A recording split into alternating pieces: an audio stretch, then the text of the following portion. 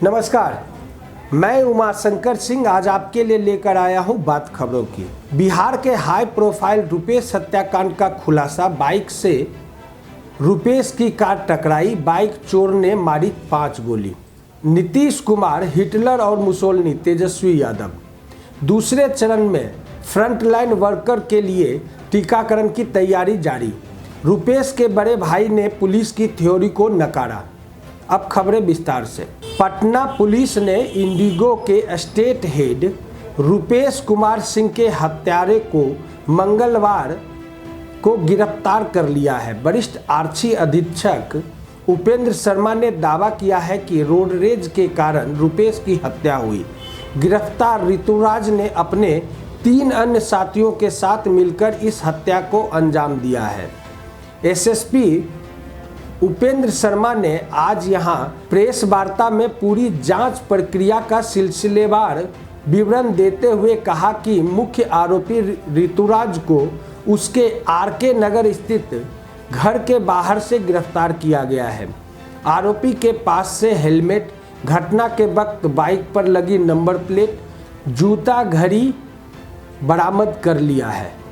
13 जनवरी के दिन पटना के सभी प्रमुख अखबारों की सुर्खियां रुपेश की हत्या की थ्योरी से इनकार कर रहा है। ऋतुराज के बयान आपस में कई जगह पुलिस के बयान से मेल नहीं खा रहा है। इस पर सवाल करने पर एसएसपी कई बार संवाददाता सम्मेलन में नाराज भी हुए।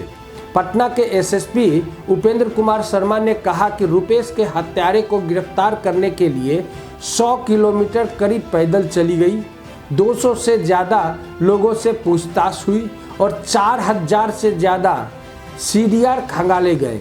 6000 से ज़्यादा वीडियो फुटेज भी देखे गए, फिर पुलिस निष्कर्ष निकाल पाई है। नीतीश कुमार, हिटलर और मुसोलिनी, तेजस्वी यादव। राष्ट्रीय जनता दल के नेता वो बिहार विधानसभा में नेता प्रतिपक्ष तेजस्वी यादव ने मुख्यमंत्री नीतीश कुमार को हिटलर और मुसोलिनी की संज्ञा दी है। उन्होंने बीते कुछ दिनों के दौरान मुख्यमंत्री पर लगातार हमले किए हैं। तेजस्वी यादव ने यह ट्वीट बिहार पुलिस मुख्यालय के एक आदेश को लेकर किया है, जिसमें कहा गया है कि हिंसक धरना प्रदर्शन करने वालों को सरकारी नौकरियां या सरकारी ठेके नहीं दिए जाएंगे। तेजस्वी यादव ने अपने ताज़ा ट्वीट में कहा कि मुसोलिनी और हिटलर को चुनौती दे रहे नीतीश कुमार ने सत्ता व्यवस्था के विरुद्ध धरना प्रदर्शन कर रहे अपने लोकतांत्रिक अधिकार का प्रयोग करने वालों को नौकरी नहीं देने का फैसला किया है। मतलब यह है कि वह अपने खिलाफ विरोध भी प्रकट नहीं करने देना चाहते हैं। जो भी ऐसा करेगा उसे सरकारी नौकरी नहीं दी जाएगी। ट्वीट में तेजस्वी ने तंज भड़क सवाल किया कि बेचारे 40 सीट के मुख्यमंत्री कितने डर रहे हैं। विदित हो कि बिहार पुलिस मुख्यालय के एक पत्र में लिखा है कि यदि कोई व्यक्ति विरोध प्रदर्शन व सड़क जाम के मामलों में संलिप्त होता है तथा उसके खिलाफ पुलिस आरोप पत्र दाखिल करती है तो इस बात की स्पष्ट प्रविष्टि उसके चरित्र प्रमाण पत्र में की जाएगी। ऐसे व्यक्ति को सरकारी नौकरियां एवं सरकारी ठेके नहीं दिए जाएंगे। तेजस्वी का ट्वीट सरकार के इसी पत्र को लेकर है। दूसरे चरण में फ्रंटलाइन वर्कर्स के लिए टीकाकरण की तैयारी जारी। जिला स्वास्थ्य समिति अध्यक्ष सह जिलाधिकारी डॉक्टर आदित्य प्रकाश ने कहा है कि दूसरे चरण में फ्रंटलाइन वर्कर्स के टीकाकरण की तैयारी जारी है। उन्होंने कहा कि जिले में कुल 8134 लक्ष्य के विरुद्ध 3928 का टीकाकरण हो गया है।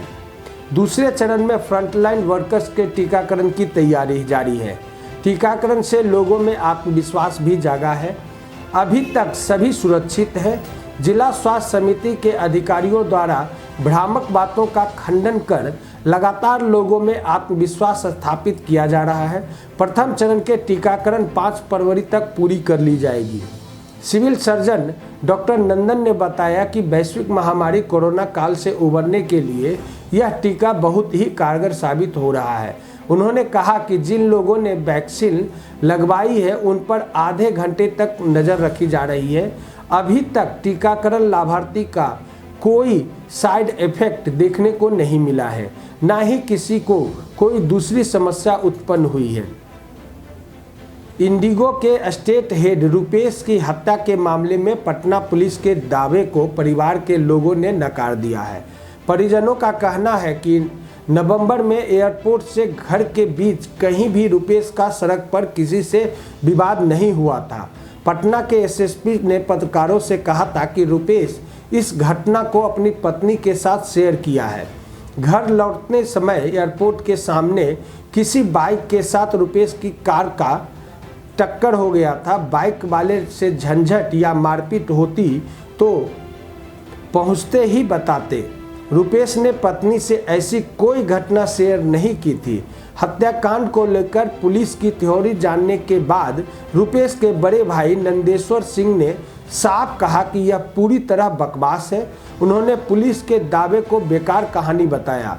रुपेश की पत्नी फिलहाल मायके में है और वह किसी बाहरी से बात नहीं कर रही है। यह जानकारी देते हुए रुपेश के बड़े भाई नंदेश्वर सिंह ने कहा कि रोड रेज जैसी कोई घटना हुई ही नहीं थी।